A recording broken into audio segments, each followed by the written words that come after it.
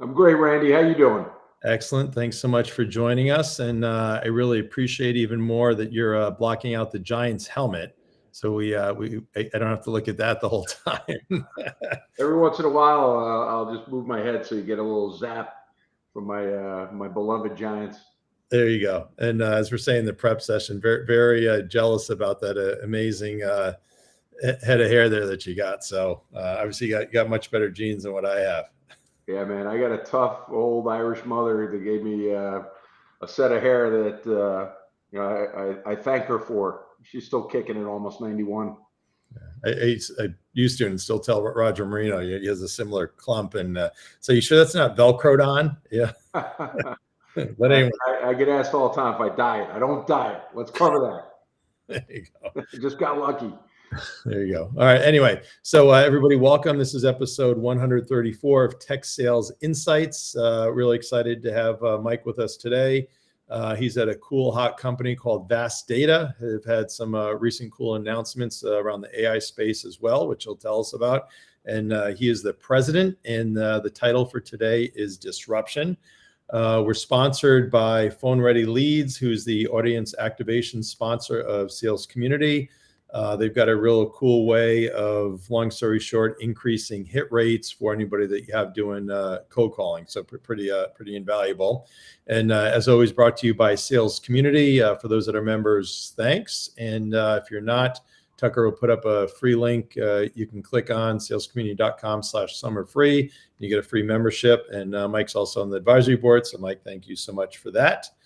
Mike lives in Rye, New York, which is also the current town to some other tech legends, Andy O'Brien, Kevin Delane, Eric Mann. Eric and Paulette, I think, used to live there as well.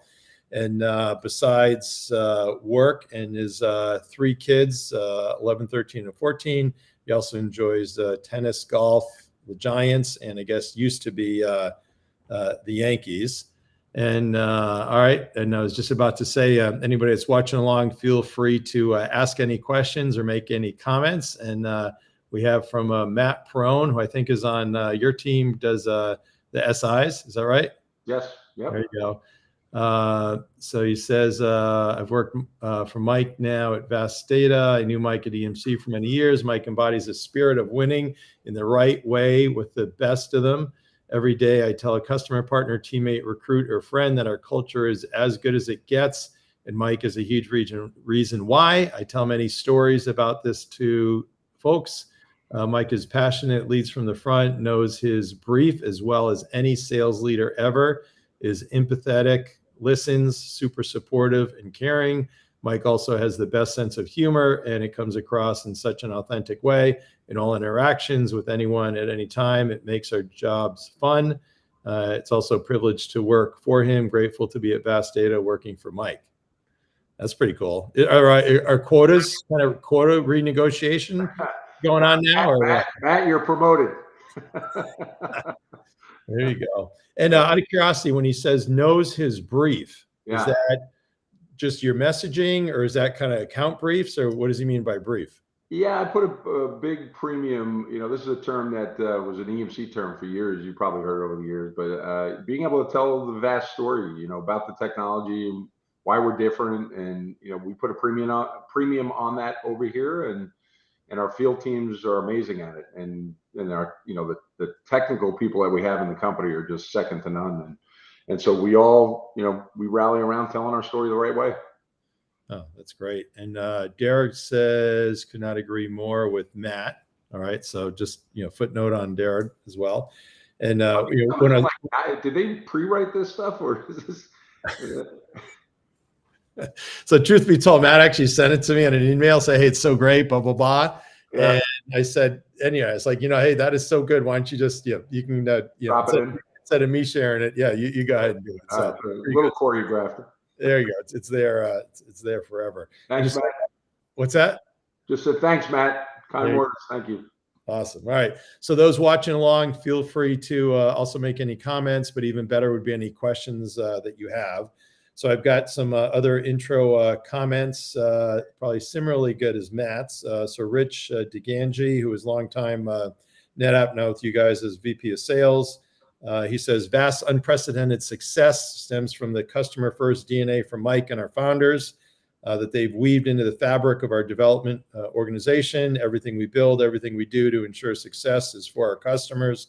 Mike has done a remarkable job building a world-class consultative sales organization focused on building long-term value for our customers.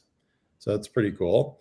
Piyush, who's a CEO of Data Dynamics, says, I've known Mike for over 16 years, as he was one of the first people who helped me get into this incestuous world of storage where we are all once removed. He's always been available for me for guidance, helped in every way he could, and I'm so proud of the success he's achieving. One story about Mike is we played on the same team of adult basketball league.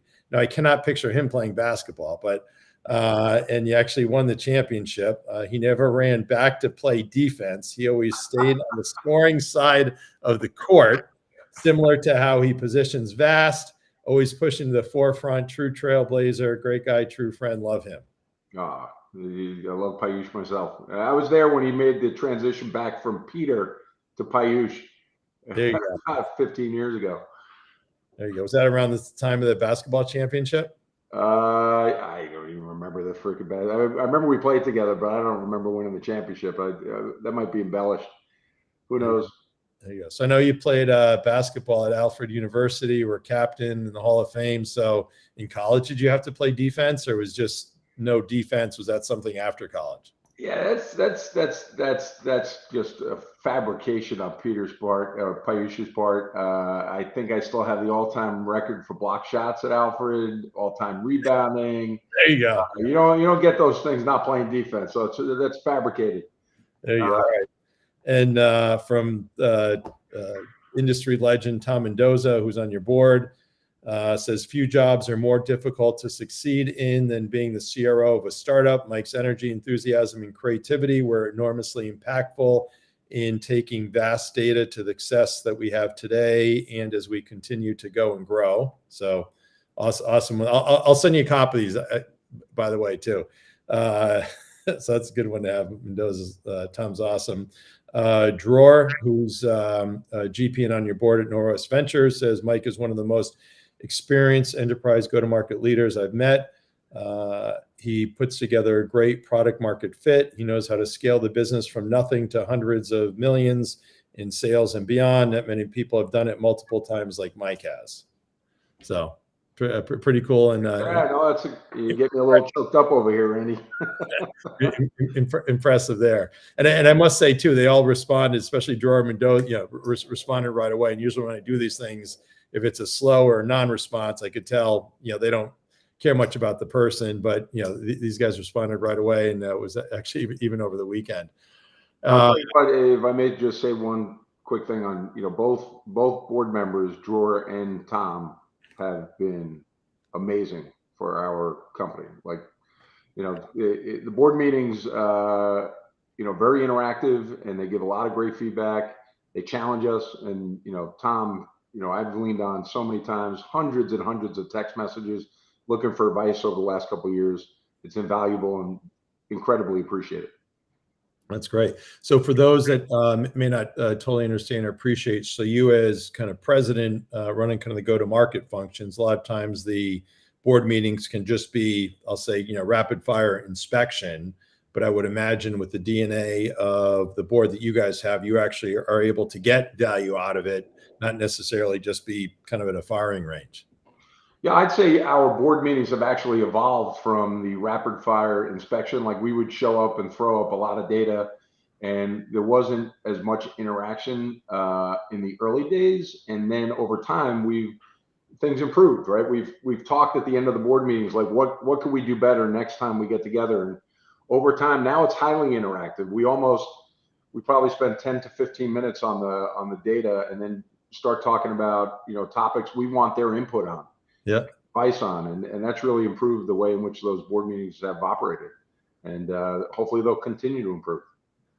Yeah, that's great. Kind of in almost in a similar vein, I do this weekly post on LinkedIn. I might be old school, but and it's based off real-time things that I see and hear every day or every week. And the recent one was on QBRs, that so many times people spend so much time and effort just preparing and presenting, and they don't really get anything out of it. And the consensus, there's, I think, 75% agreed that yes, that's the case. And I'll say from my old school perspective is, especially these days, you have the tools in place where you shouldn't really have to prepare anything, because all the data is there in terms of the CRM and where you're at. And then, the concept of actually having asks. So that's something I always did. I'm sure you do as well, right? So if you go into QBRs, okay, what can we do to help you? What suggestions do you have? What's help that's needed? So in a similar vein to how your board meetings have evolved, that's, I'd say, how, the best in class QBRs should happen as well, which don't usually happen. You have any comments on that? Yeah, I couldn't agree more. As a matter of fact, like when we get in these QBRs and we start talking about a deal, if I, like in the middle of it, if I say to somebody, "Are you going to get the deal?" And they're like, "Yeah, I'm going to get the deal." I'm like, "Well, let's move on. Let's go to the ones where you need help. Yeah, Let's exactly. talk about the ones that maybe we're behind and maybe on the verge of losing a deal. Let's talk about those. How can we help?" That's the purpose of a QBR. It's not, there is a level of inspection to it. It does force the reps to clean up their operational, stuff and get the dates right and put their notes in and keep them focused on following our sales process that we are pretty proud of. But yeah, I can't stand being in a QBR where it's just, the rep talking at you about their deals. Like those are there for the purpose of helping. Awesome. There you go. But back to your great commentary on your board meetings, and great job on that. So Libby throws something up here, says, LOL, the sales community need a fact checker. Oh, there you go. Is that the defense thing? Yeah, I mean, I prefer the offense on this in basketball. Sure, who doesn't? There you go. And Sam says or asks, how would you say your sports background has influenced your ability to lead and scale revenue teams? Great question. Yeah, it's a great question. I got to think about that one. So, I think, I think passion is what defines me, and whether I'm playing tennis as an old man nowadays, or playing basketball back in the day, or being in my role as president of AST, I think people feel that passion. I think that stems from a background of having played sports my whole life, and I think it carries forward into my business career. Right? People tell me they feel and can sense the passion that I bring to the table, and I think that has a lot to do with sports. Awesome. And probably know the concept, no I in team, right? So you're kind of that teamwork, collaboration, no matter what job function you are, generally speaking, it's, for those that have been on, part of team sports, helps a lot. And, that was, a lot of us early on at EMC, of course. So from Mike Riley says, I understand that Tom doesn't like, so I'm assuming this is Tom Mendoza, doesn't like sports. So obviously he's being facetious. So not many sports analogies in those board meetings. So I'm not kidding. If you don't know Tom Mendoza, try and figure out a way to get to meet him and get to know him. He's a fascinating human being. His name is on the Mendoza School of Business at Notre Dame, and there's no bigger Notre Dame fan in the world than Tom Mendoza. So yeah, that person's being facetious, clearly. All right.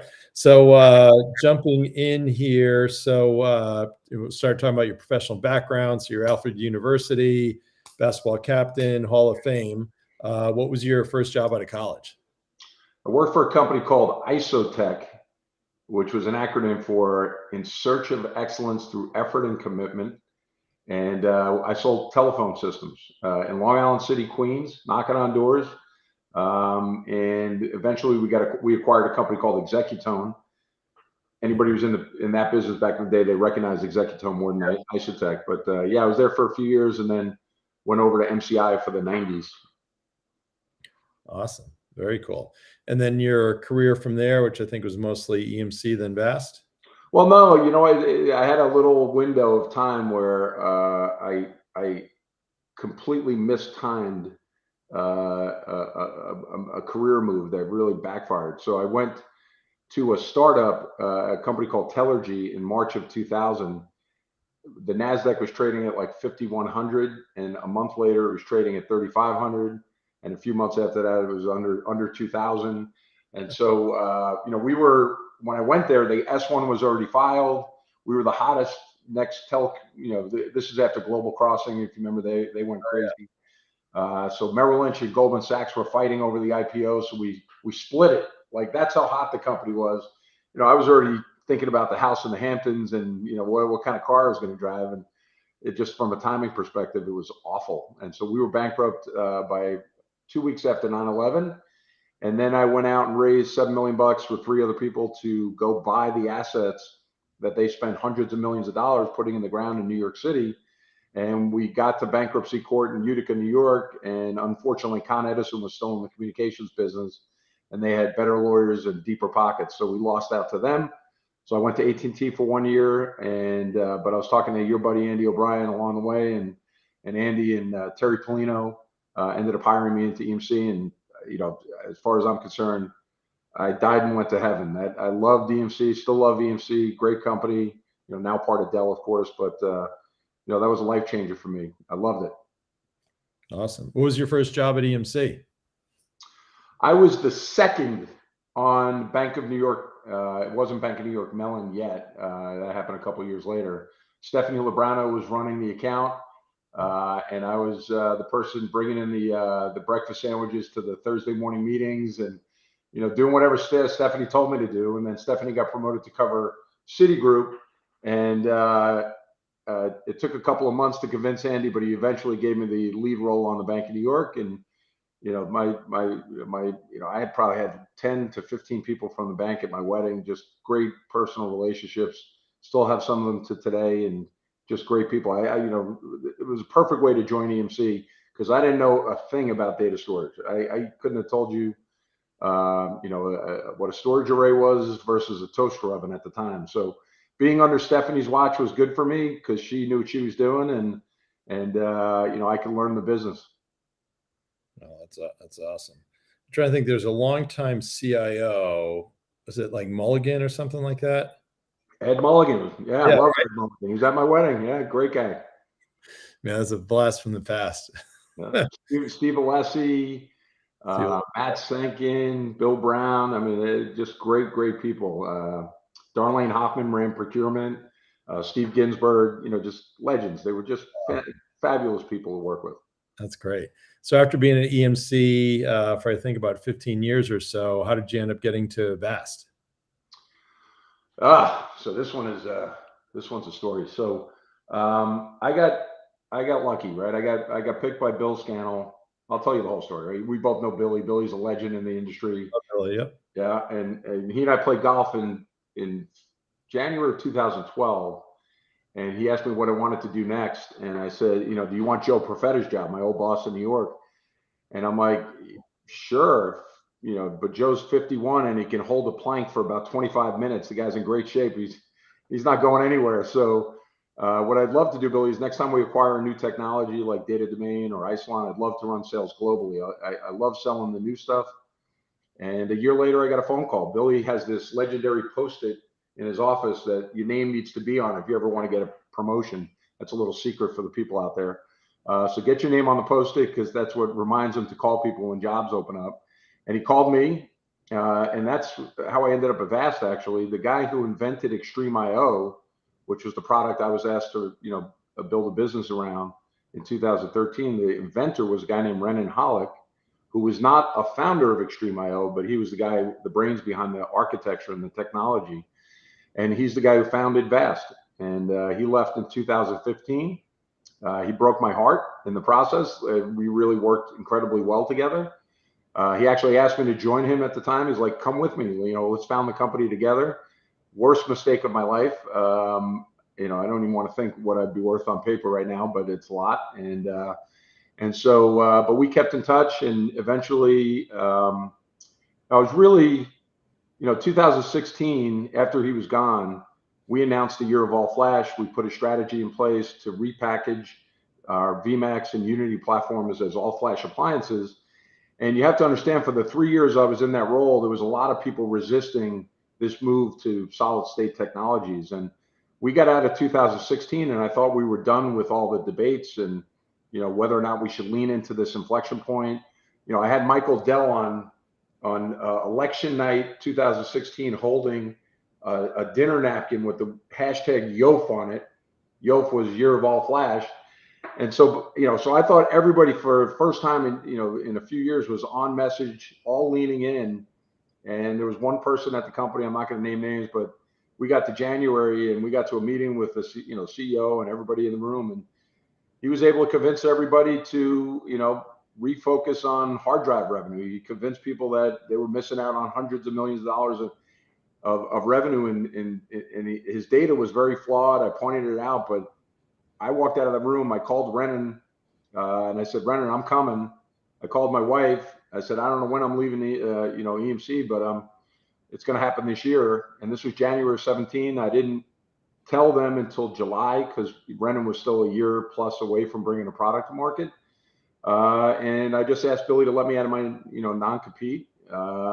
And they went in a different direction. They wanted to, we spent the next 4 months talking about retention packages and trying to, figure out a way to stay. And I just kept saying, I don't want to be here anymore. And then finally in November, they packaged me out. I took a package and I had to sit on the sidelines for just about a year. And I joined Vast in 2018. Nice. It's been an amazing ride. And when you started there, what was revenue? Was next to nothing, right? We weren't shipping a product yet. I got there in September of 18 and we shipped in December. So the revenue was zero. Wow. And this is probably a timely comment. So Sean Raftery says 7 years later, that debate is still happening. That's awesome. Sean, we got to catch up. I owe you a phone call. There you go. I assume not related to Bill. No. And John Fox says, Mike, always appreciate your guidance, stories, and friendship. This is a great episode. So for everybody doing nice comments, that's awesome. But again, feel free. I got questions, but if you want to ask any questions, please feel free. So to figure out kind of, I'll say, product market fit and those early customers and things like that. I know you could talk kind of all day about it, but any kind of couple takeaways for those that might be in a similar situation at, startup companies now? In terms of, I missed the beginning of that, Randy. I'm sorry. Oh yeah. So going from a, you're kind of big company sales leader. Oh, right? yeah. Going to a startup. Yeah. I'll tell you what, the first few months were miserable. You don't realize how much you lean on the mothership at a big company, and you show up and it was, me, the CEO and the head of products in a tiny little WeWork office. There's no anything. There was no comp plans. There was no, there's no intranet to go pull data down on. I mean, it's just, starting from complete scratch, and you just never know if a product's going to be as good as the PowerPoint. I've been saying this for years. Like, the first things first is make sure that you are joining a company that truly has a track record of delivering high quality products like Renan did. Because, that's you could be the greatest salesperson in the world, but if you got a shitty product, we like to curse, I don't know, a crappy product, right. Then it's, it's going to be impossible to be successful. Right. I would say Renan was in the R&D team, led by Shachar Feinblit in Tel Aviv. These guys over delivered. Like, the product is so much better than what the original early PowerPoints led customers to understand. We're so far beyond what the original plan was, and we had a big announcement yesterday. We talked about a lot of this, and it's pretty exciting stuff. Awesome, very cool. And just so from some of the data points, so 0 to 100 million ARR in 3 years, growing ARR 2.5x per year, cash flow positive in 3 years, ASP 1.4 million. I mean, that's just, so you think about those early days of those first 3 months, if anybody would ever said, hey, this is what it's going to be like in a pretty short period of time. Yeah. I mean, it's been a wild ride. I mean,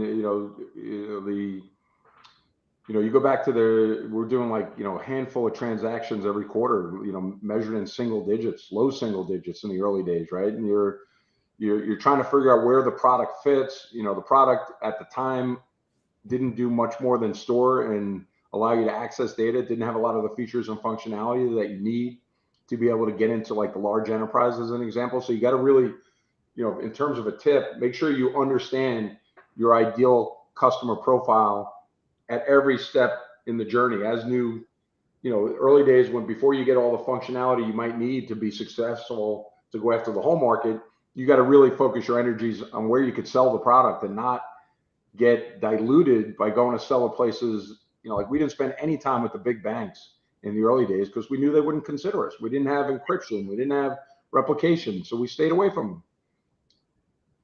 Wow, awesome. So now we talked about knowing your brief. So what's the brief and the VAST story now? And know you had some huge announcements yesterday. Well, I mean, to understand what we've done from a data platform standpoint, the industry has probably had. I asked the folks at Gartner one time how many storage companies have been founded over the years, and they guessed 500 or more. But if you look underneath the covers, they're all basically one of three architectures.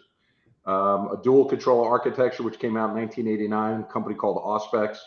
They originally released it. A few years later, NetApp came out, and they ended up killing Auspex over the next few years. But even today, that's still the most widely used storage architecture. FlashArray from Pure, PowerStore from Dell EMC. But that system can't really scale. It's a dual node architecture. You can't add any additional performance to it. Then in '92, EMC came out with a Symmetrix product line. And then in 2003, using the white paper from the Google file system, a company called Isilon came along with a single node scale out architecture. But all of those architectures underneath the covers are using a protocol that came out in 1978. And it was built for sequential media, a SCSI protocol or SAS protocol. And when Renan set out to build VAST, there was a new standard emerging that the industry collaborated on called NVMe over Fabrics. And he built the VAST architecture leveraging that, and NVMe over Fabrics is built purposely to take advantage of NVMe solid state drives, which has not one lane in and out of a drive like a hard drive, but 32 PCIe lanes as an example. And so if you're using a protocol from 1978, you're not getting all the performance you can get out of a solid state system. And when he started thinking about the architecture, what he tried to solve for was the future, not for the workloads of 2015 when he founded the company, but he was thinking of AI, autonomous driving. A lot of these types of technologies were beginning to emerge back then. So he wanted to be able to scale a system into the exabytes, and he freaking nailed it. I mean, he nailed it. Our system is able to get, we have customers today running hundreds and hundreds of petabytes in a single file system. None of those other architectures can do that. And so we don't see anybody really able to compete with us in the long run. We may lose an occasional deal today on some existing workloads. We don't lose very often, about 15% of the time. But in anything with future type workloads, AI, machine learning, deep learning, we win just about every single deal we compete for because the technology is that far superior than anything else out there. Wow. So then you had, I think yesterday, your Build Beyond, talking about your AI automation, discovery functionalities and things like that. Tell us a little bit about those announcements. Yeah, so my wife is, her favorite restaurant in the world is the Outback Steakhouse, and we all know about the Blooming Onion. She likes the Blooming Onion, but she's all about the Alice Springs chicken. And so we're peeling back the onion on the strategy on what Renan set out to build almost 8 years ago, which is more than just a storage device. So yesterday we announced our Build Beyond. We had our Build Beyond announcement, and there's we talked about the VAST database. So this is a merging of unstructured data, which has been our pedigree for the last 5 years since we brought the product to market, and we're bringing out the ability to have unstructured and structured data for better analytics. Like we're talking 100 times faster querying of data with our VAST database technology. We announced our VAST data space, which is the ability to have data in distributed locations all around the world, where the data, based on policies the customer sets, that the data will move between locations based on those policies and be the source of truth on who's got the latest and most current piece of data around the globe. This is a game changer, right? This is something that has been the holy grail in the world of storage for a really long time. And it's a reality with VAST, and it's something that's really, really exciting.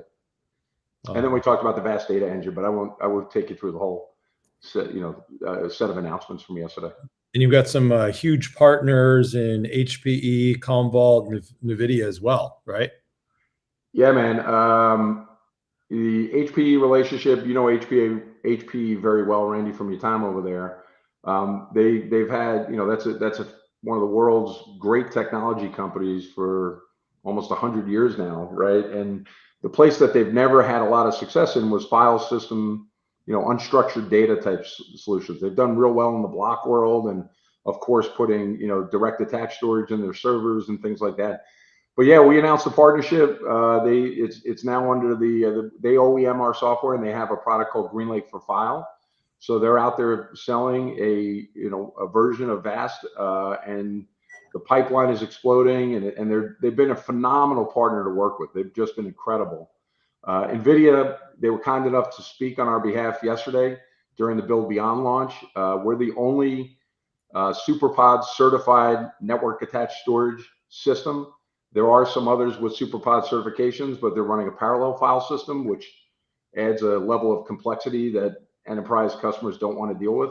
That's why parallel file systems were never very successful in the enterprise.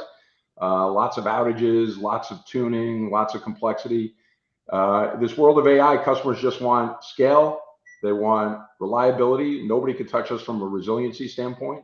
And they need these all-flash solutions to be affordable. And nobody comes close to us on price either when it comes to all-flash. Very cool. So HP deal with Antonio Neri, Paul Hunter, any of those guys? Yeah, Antonio's been great to work with. I met with Paul about a month ago. He's been phenomenal. Adnan, who runs the storage team in the Americas, he's been fantastic to work with. And the leadership team, the sales leadership team, they've been so great to work with. Monica Gillet, she's been fantastic. Many others. Very cool. And then Commvault, so you got Ricardo, and you got Dave Boyle, and Anthony and Zamino on. I think it was either one or 2 weeks ago. So I was texting with Anthony this morning. He's a great guy. He and I were like, partners in crime back in the day in the New York Mafia, working for Joe Profeta. That's awesome. So good. And then, so besides those big partnerships, then assume you also have something for kind of the channel VAR model as well, in terms of helping you go to market and sell more. Yeah, you know what? We took an interesting approach to the channel. I had a lot of relationships in the big channel partners you would normally expect, WWT and elsewhere, and we didn't spend a lot of time with them. We spent a lot of time with the boutique partners like Cambridge Computing, who's been phenomenal. Like when they write the book on VAST, they really helped us get our business off the ground in the early days, and we still work and collaborate with them quite a bit. But the reason we stayed away is because we're not stupid. Those channel partners have, in some cases, many hundreds of millions of dollars at stake with our competitors, in some cases billions of dollars at stake, and to come in and try and convince them to change overnight to VAST, it's just not realistic, right? So we chipped away, and we're winning deals with them when opportunistically, and now those relationships are starting to turn. We're starting to get a lot more traction in those big channel partners, and it's exciting, right? Because we're becoming more mainstream, more of the functionality that you need to have to be successful with the big banks. We're starting to win a lot of deals in the big banks now and other verticals. And so they're noticing that, like they're realizing like they kind of really have to start thinking about partnering with VAST, or they're going to be on the outside looking in on a lot of deals. Right. Awesome. Well, that's a great lead into our title topic, disruption, right? So they're kind of rest on their laurels with some of the legacy providers, but need to also think about where the puck is going. So from a disruption, you've got some textbook companies with kind of Blockbuster got pushed out because of Netflix and kind of that whole dynamic. NVIDIA disrupting the CPU market. How do you think about disruption?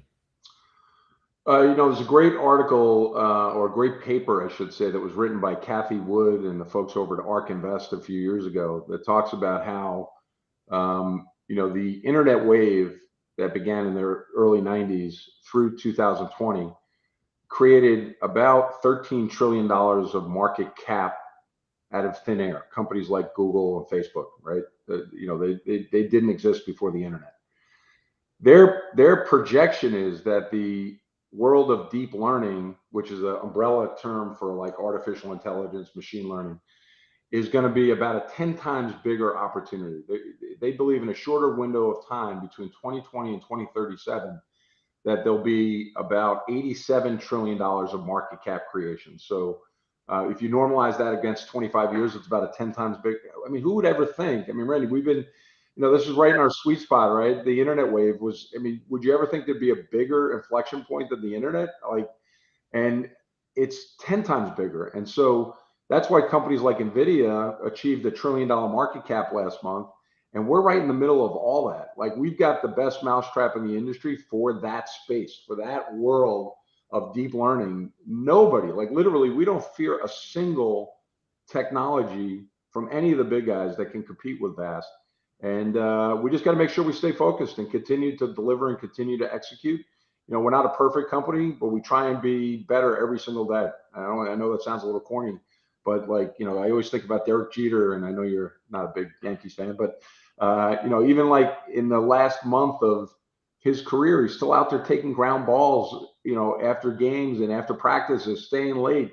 I mean, that's the type of attitude we want to have at VAST, where people just grind it out and just continue to get better, right? We know we're not perfect, but we're going to continue to try and get better. That's awesome. So, by the way, you may not know, or people may not know, actually, I grew up in New Haven, Connecticut, then Brantford. So I was a diehard Yankee fan. Then with EMC going Europe, Australia, came back to Boston, kind of that all got lost. Obviously, Red Sox now, but Anthony Volpe, who's the young shortstop, had played with my younger son, Billy, for a couple summers. So, I mean, how amazing is that to have somebody young, local, I think Del Barton High School, for the Yankees? We have one of the high school kids from here, George Kirby, who's now pitching for I think it's the Mariners. So, the town was abuzz when he had his first game at Citi Field, a couple of years ago. And it's just really cool. So you gave me goosebumps, Randy. You got me all, that's a great story. Volpe's a stud, and he's going to be great. So great. Anyway, I can tell more stories, but I'm gonna move on. So Matt Prone hops in, and sorry, Matt, for leaving out from channel partners, global systems integrators. So definitely very, very important on the partner side, right? Well, I'll tell you what, I was being at a big company like EMC, there was always a thought that some of the system, the alliances teams were just claiming revenue that they really didn't have a lot to do with. Right. But there was always this one guy that just had a different approach and truly added value, and that was Matt. I mean, when we decided to make the investment in an SI team, he's the first guy I called.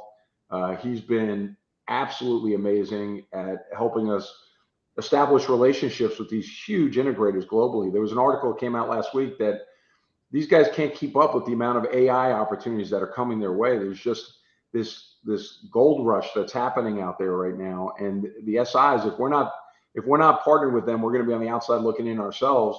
And Matt is just an amazing leader. He's built a great team, and now we're knee deep in putting together, partnerships with these big systems integrators globally, and it's exciting times. Yeah, big deals there, and big game fishing for sure. Yep. And then Michelle Sanchez says, Mike embodies the spirit of partnership and understands we go further together. He's been very strong supporter of our partnership with HPE and lights the way for our teams to collaborate. He walks the talk, proud Vastronaut. Oh yeah, I meant to ask you that. So Vastronaut, that's what your team members are?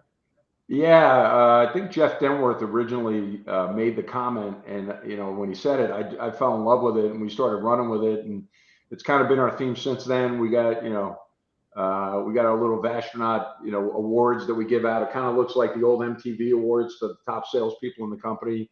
So we have a lot of fun with that. But let me talk about Michelle Sanchez. We were at Discover, right? She joined the team to help us, really get that partnership with HPE off the ground. She was running the show. I mean, she was incredible. I mean, the way she was coordinating meetings between the execs between the two different companies, getting us meetings with end user customers. If anybody's listening, do not dare try and hire Michelle. I will have a hit put out on your life. I'm kidding. I'm kidding. Hey. Awesome. That's great. Well, Michelle, great job for sure. Let's see. So now, if you reflect back, you've had, mentioned lots of great executives and mentors. Any one or two mentors in particular that you would call out, and any specific advice that you've received? Yeah, I mean, I would say I'm a student of people, right? And I try and pick good things from anybody I work with, whether I work for them or they work for me or whoever. But the people that jump out at me along the way, Billy, Billy Scannell has been a mentor to a lot of people. It was never a formal mentorship, but just watching the way he's able to inspire people is incredible. Joe Profeta back in the day really taught me how to, be a manager of a large technology team and be a district manager and evolve into an area manager. And he told me that I was the closest he ever came to giving somebody a far exceeds on their review. And I'm sitting there and I'm going, so I didn't get one? He goes, no. so I got to consistently exceeds. But he said I was close. There you go. Yeah, so those are two that jump out. Renan, our CEO just turned 40 a couple of months ago. This is one of the most fascinating people I've ever seen. When we had our sales kickoff a couple of months ago, he just goes up on stage and just had a conversation with the couple hundred people we had in the room, and he moved people from from laughter to tears and all. He's just a person I've learned so much from, right? And he's supposed to be the technology guy in the world. He's one of the best sales people I've ever. His ability to understand the dynamics of the sales opportunities is fascinating. He's really just one of the most amazing people I've ever worked with. Oh, awesome. Great nuggets there. So, the old days we had, sales ops, it was a big deal to have Salesforce, LinkedIn. Now there's, hundreds or thousands of tools out there, and kind of the rev ops function in terms of really helping you run the business and grow more. What's the importance to you of the rev ops function these days? What's the importance of it? Yeah. Well, I'm a big believer in giving our sales teams the best technology stack in the world to help them be successful. We use things like Salesforce.com. We've used Clary in the past. We use Chorus, which is a communication intelligence tool which records calls and transcribes them and makes them searchable. It uses AI to actually send you a meeting summary with your follow-ups. It's incredible technology. We use products like Lucidchart, but there's one that's on the horizon. I want to throw a plug out there for my buddy Sonny Aulock, because he's one of the most operationally amazing human beings I've ever seen. He started a company called Gyan.ai. Gyan, I guess in the world of India, means knowledge, Gyan. And they're going to be releasing a product here in the next couple of months. I think changes the game on revenue ops, and it's I'm helping to contribute a little bit, but it's really a highly differentiated technology, and I've tried a lot of them. That's great, and that's kind of more focused in the forecasting side. Forecasting, account planning, discovery. It helps across. This is going to be the tool that really helps in many, many areas. Org charts, all of it. Awesome. Very cool. All right. And Tucker plugged it in there. We should have had them as a sponsor for today. Nice job, Tucker. I still miss you. Let's see here. Yeah. And, I'd argue, and I'm maybe biased because, Gong's a sponsor, but as good as Chorus is, I think there's some turbocharged insights that Gong can also provide. So if anybody's listening from Gong. You know what? Gong is a great product too. I mean, they're very similar. We flipped a coin back in the day, and it was just a little bit less expensive at the time, but Gong's a fantastic product as well. Awesome. What about the, especially with COVID, kind of the value of, relationships these days? We kind of grew up in some of the, you're a little bit younger than me, but kind of the old school of relationships versus now where it's kind of more transactional. People are kind of hiding behind the screens versus kind of going out face to face. Kind of what are some of your perspectives? Well, I'll tell you what, when the pandemic first hit, it was terrifying, right? On how that was going to impact the startup and whether or not we could be successful. But in a weird way, it helped us be more efficient in the early days because now we were on a level playing field with the big guys. I could be in a meeting in London at 9 a.m. and then a meeting in California at noon, and and Zoom is just I don't know anybody why anybody else uses any other product. I think Zoom's the best one out there, and it helped our business. We were able to save money on headcount. We didn't need as many people, and we were still having a lot of success around the globe. But now the world's starting to open back up, and for us, the timing is absolutely perfect because now we've got a team at scale globally, and we can compete. We can be in front of customers day in and day out, and the relationship side of the business hasn't changed. It's critical, and now, and I always tell people on my teams, these golf outings and those things are nice, but that's not what's going to earn you a solid relationship with a customer. There's somebody I worked with, Maura Sullivan, back in the day. She framed me up one day. She goes, "You know what, Mike? You got to write a book." And the name of the book is "Why Do When You Can Overdo." And I believe that in my soul. Like, she named it, but when you deal with a customer and they ask a question, they have a pain point. They have something. They have a piece of knowledge they're in search of. Right. Being the smartest person, don't just send a link over. Find an expert in that whatever that topic is, and bring them a person they could bounce questions off of, and help them, relieve a pain point that they have or a piece of information they're looking for. And I still believe that today. I mean, we have to exceed our customers' expectations every single day.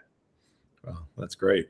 So from a kind of lead generation perspective, obviously you've got some of the VARs we talked about, SIs, some of the big OEM traditional, larger partners, but then you also have a BDR group. So is that a big way that you also generate leads? We do. We made a big investment in the BDR team a few years ago. As a matter of fact, yesterday we opened up our New York City office on 240 West 37th Street between 7th and 8th, and we've got two rooftops, about 3,000 square feet outside. And last night, to celebrate the grand opening, we took the BDR manager and a couple of the BDRs out for a little Korean barbecue, and ended up on the rooftop having a little bit of Woodford Reserve, and just enjoying a fantastic night in New York City. And had Briggs with me, and Jose, and Andrew Park, and Eric Wolf, and it was just a really, really great way to kind of celebrate the opening of our New York City office. Next time you're in New York, come on down. Perfect. Sounds awesome. So besides the kind of traditional focus, I'll say with kind of net new leads and things like that, any other kind of focus areas or messages for them, the BDR group? Yeah, I mean it's a numbers game, right? They have to be smart, and we have to be giving them guidance on which accounts to target, the ones that are best suited for our technology. But once we identify those target accounts for them, it's a numbers game. You got to get on the phones, you got to send emails, you got to get on LinkedIn. It's just activity, right? Somebody once used it. I think it was John Hanlon. Activities are oxygen when it comes to the sales game, right? So without the right activity, you're just not going to get the meetings, and the meetings lead to a proposal and hopefully earning customers business. But you got to get the meetings. That's the beginning of the funnel. Awesome. And we'll follow up afterwards, but Phone Ready Leads, who's our partner today, has done an amazing job. They've got some customers that you may know, Pat and Paul O'Dell at CPP, Greg Casale that has Reveneer, even TechTarget. They've done some great things to help kind of turbo boost the hit rates and things there. So yep. Very cool. And then we're getting toward the end here. So tell us some sales methodologies most people will do kind of a Challenger, Medic, MedPick, but you've kind of customized something you call your own vast way. Yeah. Tell us about that. Yeah. Everybody starts with the company, gets a book. So it's part, a resource, right? It gives, sales reps and pre-sales engineers, access to case studies and and business cases we've done with customers. The pitch for the different use cases that we have, whether it's AI or data protection, it's all in one spot. But it also reinforces our sales process, which I would say is a combination of best practices we took from Medic and other sales methodologies.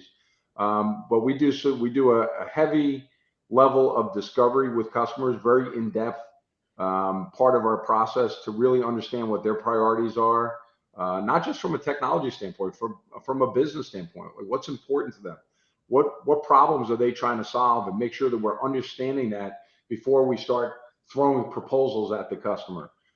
When we design a solution, we run something called a design workshop, where we spend the time with the customer. We frame out what we think makes sense for their environment, but then we sit down with them. Almost like, I built a house 5 years ago, and I spent a lot of time with the architect, and that was an interesting process, because at the end of the day, if there was something I didn't like about the house, I had to own that, because I made the decision on where the garbage drawer goes and where the windows are and all that stuff. So we want to engage with our customers on designing the final solution before we give them a proposal, because I think a lot of sales reps waste their time and the customer time by just throwing out a proposal, and hoping, right? It's a spray and pray methodology, where they hope to get a deal.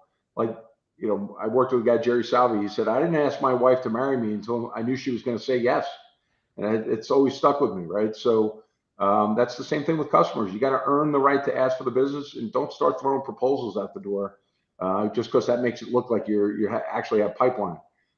Make sure you earn the business. Awesome. All right. Well, we'll kind of finish up here. We have from Randy Hayes.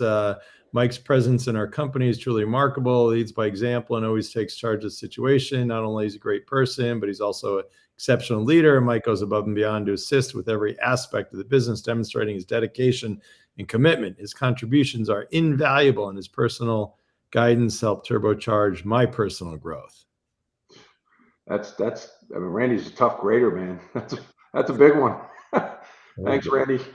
I hope you meant most of it. Yeah, there you go. Awesome. So you've been great. Awesome story about your career, about Vast, kind of different philosophies. So thanks so much. Next week, we have episode 135 is August 9th, Wednesday at noon as usual. Stephen DeFranco is a partner at Gartner in their sales practice. And it's an interesting topic. Do enterprise buyers need sellers less? What's a seller to do? So our different argument there from, I'll say, kind of from some of our kind of old school. And Mike, you've been fantastic. Really appreciate it. And Tucker, as always, thanks for your help behind the scenes.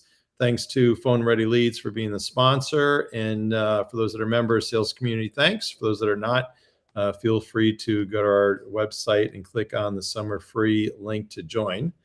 And Mike, anything in conclusion? This was a great experience, Randy, and I truly appreciate being on. So thank you.